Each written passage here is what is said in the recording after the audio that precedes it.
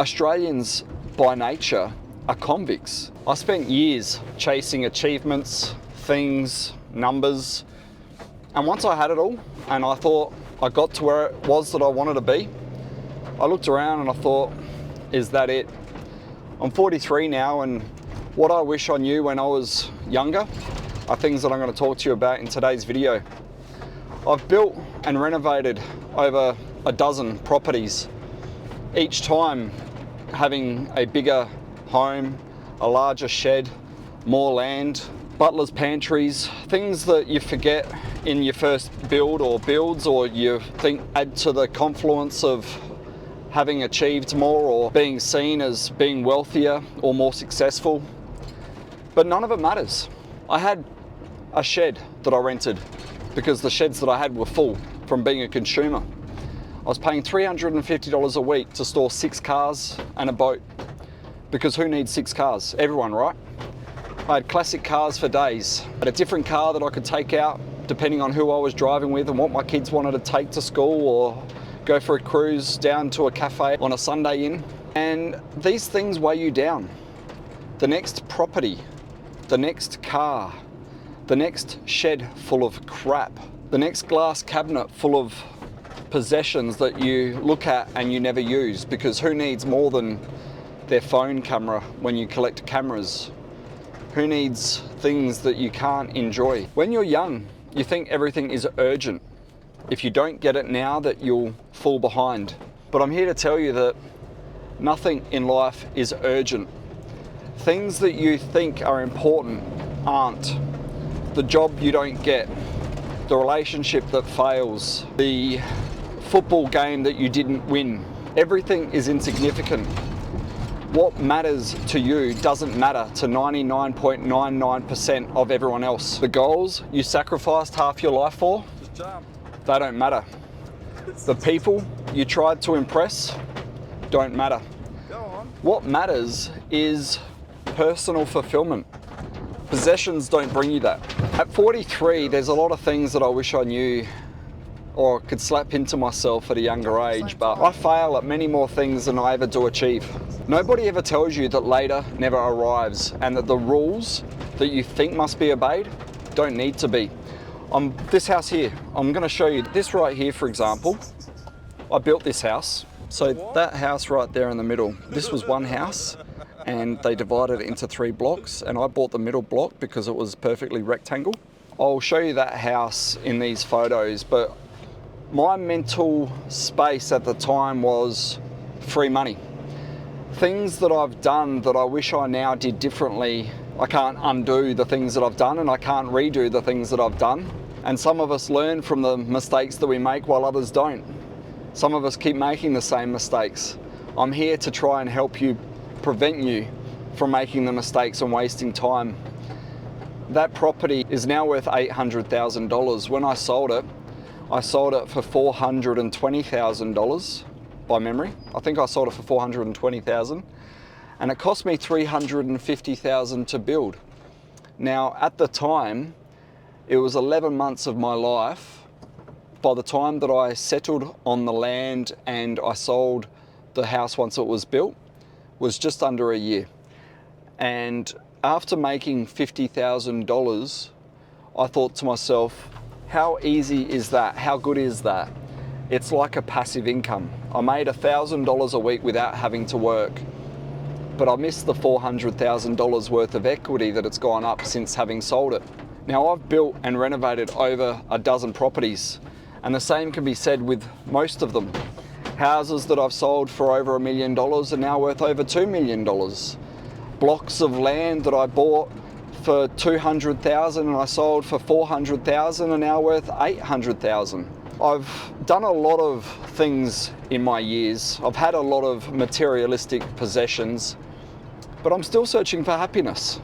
I don't know what it is that I'm missing, but it's always been something, which is why I'm going to be moving overseas. Things that I haven't shared with people around me, some people know, many don't, have affected me emotionally, psychologically. There's a lady here, I'm just going to let her cross the road. We all have something that stops us and prevents us from achieving success or happiness. And it's different for everyone. I feel like many of us have a mask, and we wear different masks depending on who we socialize with, the environment we're in. The DNA in us wants to be looked up to, not down at. And successes in life, accomplishments, achievements, material possessions quite often define how we're viewed by others. But how others view us shouldn't affect the way we view ourselves. After achieving multiple successes which others would look up to, would aspire to have, it was empty. It meant nothing. And I now rent a house, and I'm going to be going abroad and continuing to rent. Material possessions mean nothing to me after having had so many, but others now judge me for being a renter. Others used to judge me for having a house and 2 investment properties, multiple cars out the front. I'd rather get judged as a renter than get judged as someone who is wealthy. Wealthy people have to be careful of who they socialize with. People generally want something from people who have money. When you're seen to not have anything, there's nothing you have to offer people, so therefore they leave you alone. It's funny that people that feel that they are successful and they might have a few materialistic possessions look down at you though because they think you're a renter, or because you might drive a car that doesn't show your level of wealth. Garage sale, is that today? There's a garage sale sign. Let's have a look at this. I might just, I'm going to take you to a garage sale. It's Friday. They're not normally out till Saturday. What does this say?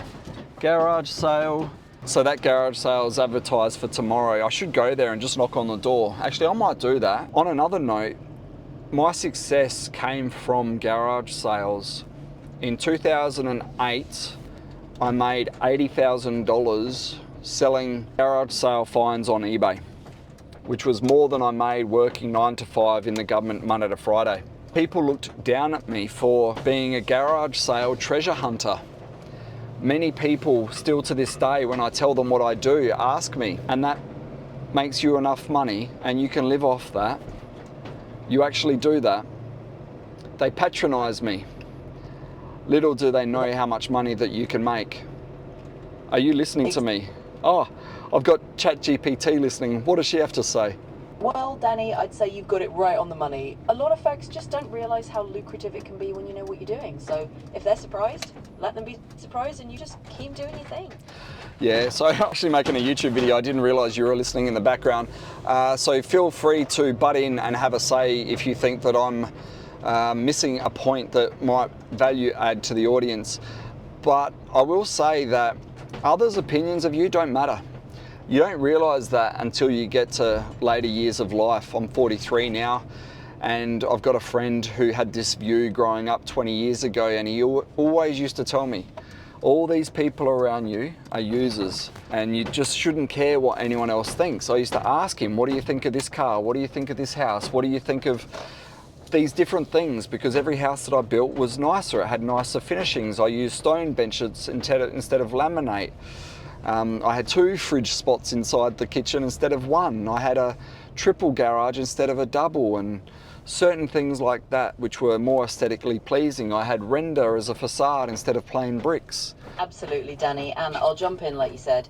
I think you're hitting on a big truth that's going to resonate with people. At some point, you realise that all the stuff you worried about, whether it's the fancy house details or what other people think, just isn't the point. And that's something a lot of folks only get once they've been through a few decades. So the lesson that all the external validation and the material upgrades don't really hold the weight we think they do when we're younger. It's a great angle to add in for your audience. Now, I think it's the society that we're raised in as Westerners.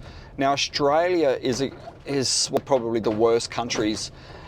Australian people, now I'm Australian, so I can say this, because if we say things and we're not the race that we're talking about, we're seen as racist.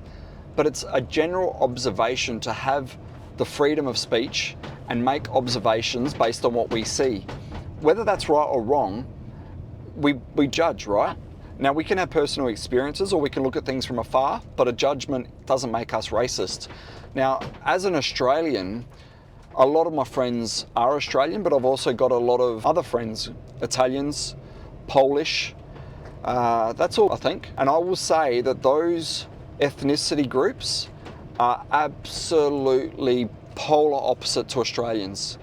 The Australian friends that I have are much more selfish. Oh, Hungarian friends too. So a lot of Europeans in my friendship group, and Sri Lankans. I've got a diverse mix of friends, so people can't say I'm racist. Well, you can, because people tend to say what they want, but their opinions don't matter, which is a whole different thing. So with my group of friends, I've cut out a lot of people over the years because people don't make you any more popular by having 40 people in your circle versus 4 people in your circle. And getting back to my point, because I do tend to go off the beaten path a bit, Australians are all like, this is my circle, everything in this circle is mine, make your own circle and get your own stuff to put inside of it. Whereas the Europeans and the ethnics that I have, that I'm good friends with, are like, this is my circle, you're welcome to join it and add value to it, and everything inside of it you have access to, because what's mine is yours, and they share and they're giving. A lot of them might build a house together, they'll go in, they'll contribute, they'll equally go out and build the fence and pour the driveway and put the shed up and work cohesively. In Australian society, everyone's like, well, you're building it, so you can do everything yourself because you're getting all the rewards. Or I'm building it, I don't want you to help me because I don't want to owe you anything. It's a different mindset. Family ethos and values amongst Australians, well, Australians by nature are convicts. It's a convict country, and really in 2025, there is no difference to the convicts back then to the convicts now. There is no difference.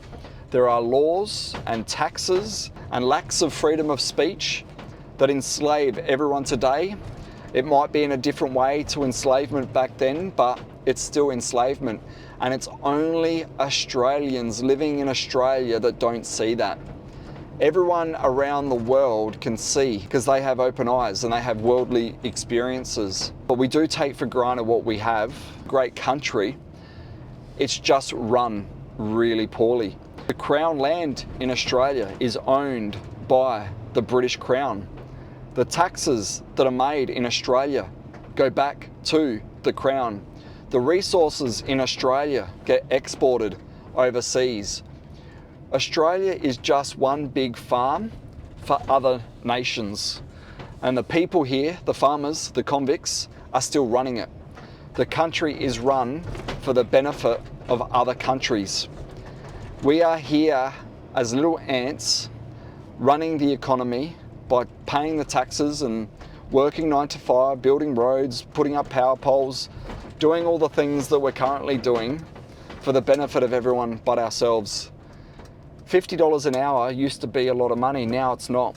This video is a bit of all over the place like I tend to do, but I wanted to tell you my worldly views, give you a bit of background about my headspace and why I do the things that I do. And I'm gonna make more videos broadly about life in Australia before I move to Dubai. The reason I'm moving to Dubai is because I've been going through a tax audit for the last 3 years, and it's all tall poppy syndrome in Australia. Every day on one of my videos I get messages saying, I'm gonna let the tax man know about you. Do you pay tax on that? A lot of people in Australia would go out of their way to comment negativity because their lives aren't fulfilled. So they're looking to bring someone else down to their level. It doesn't affect me anymore. I'm just here to help you guys. If I can give you one sad story about myself that makes you feel better about yourself, or tell you one positive story that inspires you and gives you a bit of positivity in your life, that's what it's about. The channel's heading in a different direction to where it's been in the past. I'm open ears if there's a topic of conversation that you'd like to have me cover moving forward. But Danny Flipping Deals might change names again. It was Gold Coast Picker when I started this channel nearly 3 years ago. We've just hit 10,000 subscribers. Thank you for your support.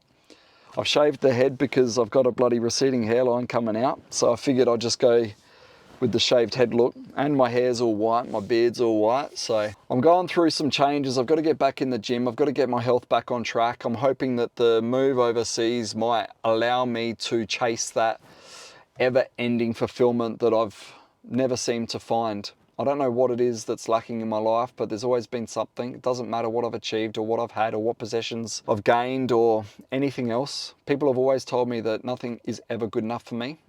It's an issue I've got.